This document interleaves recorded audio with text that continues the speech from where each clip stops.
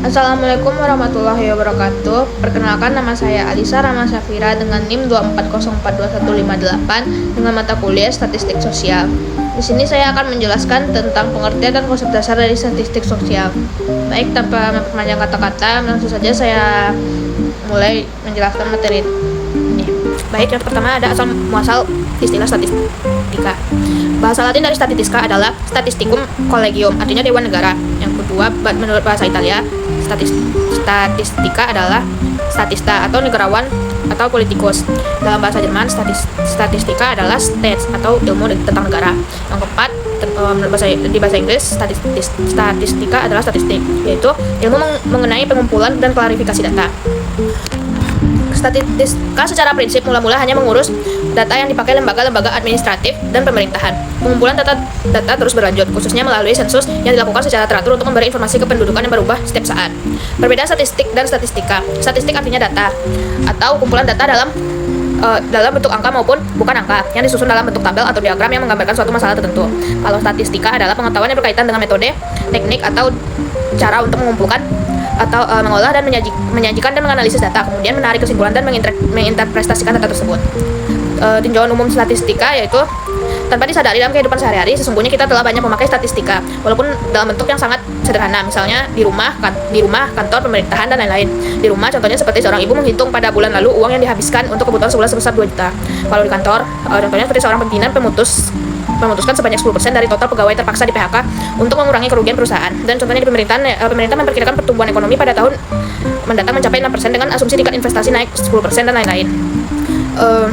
Pemerintah memakai statistika untuk menyusun anggaran pendapatan dan belanja negara atau APBN yang didasarkan pada hasil perhitungan seperti nilai tukar rupiah terhadap nilai dolar Amerika, nilai ekspor dan harga minyak, tingkat inflasi, nilai investasi, dan pertumbuhan ekonomi. Dalam hal ini, perhitungan statistika merupakan suatu prediksi atau perkiraan yang berdasarkan nilai indikator ekonomi pada tahun sebelumnya.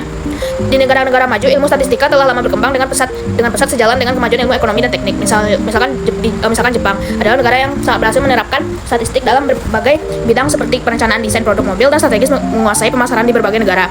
Jepang telah berhasil memadukan ilmu statistika dengan ilmu ekonomi, desain produk, psikologi, dan sosiologi masyarakat di berbagai negara untuk memprediksi dan menganalisis perilaku konsumen sehingga negara itu mampu menguasai perekonomian dunia.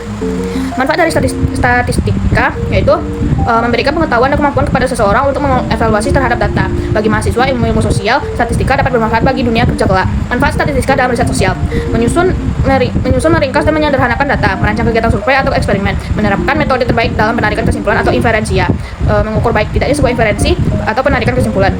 Fungsi dari statistika adalah alat bantu untuk memperluas pengetahuan terhadap masalah-masalah yang rumit, kapur, dan tidak pasti. Alasannya, fakta-fakta dapat disusun sesuai kebutuhan. Yang kedua, data-data yang rumit dapat disederhanakan. Yang ketiga, data dapat disesuaikan dengan kebutuhan. Yang keempat, data digunakan sebagai teknik perbandingan. Yang kelima, dapat digunakan untuk menginterpretasi beberapa masalah secara simultan. Yang keenam, dapat digunakan sebagai teknik pengambilan keputusan yang akurat.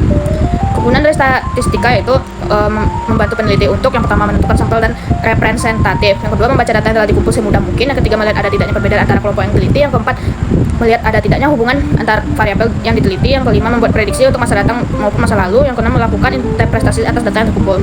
Aplikasi statistika dalam berbagai disiplin ilmu, baik ilmu alam, ilmu sosial maupun di bidang bisnis, ekonomi, dan industri. Dalam pemerintahan untuk berbagai macam tujuan seperti sensus penduduk, prosedur jajak pendapat atau polling, misalnya dilakukan sebelum pemilihan umum, serta jajak cepat seperti perhitungan cepat hasil pemilu atau quick count. Keterbatasan statistika tidak dapat digunakan untuk segala macam fenomena atau persoalan. Alasannya, statistika hanya dapat digunakan untuk memecahkan masalah-masalah yang dapat diukur atau dapat dinyatakan dalam bentuk numerik.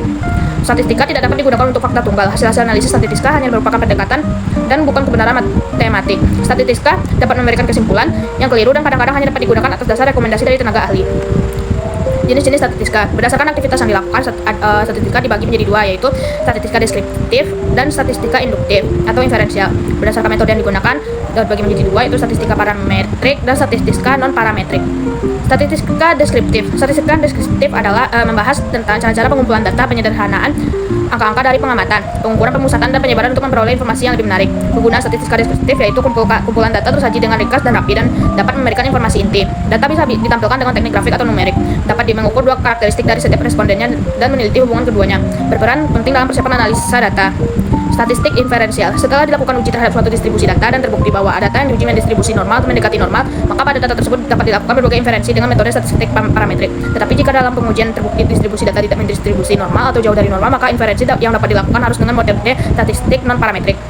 Statistika parametrik dan non-parametrik. Statistika parametrik adalah bagian dari statistika inferensial yang mempertimbangkan nilai dari satu atau lebih parameter populasi, membutuhkan data berskala pengukuran minimal interval, berpijak pada asumsi spesifik mengenai bentuk distribusi populasi yang diasumsikan normal. Statistika non-parametrik, bagian dari statistika inferensial yang tidak mempertimbangkan nilai dari satu atau lebih parameter populasi. Validitas tidak tergantung pada model peluang yang spesifik dari populasi.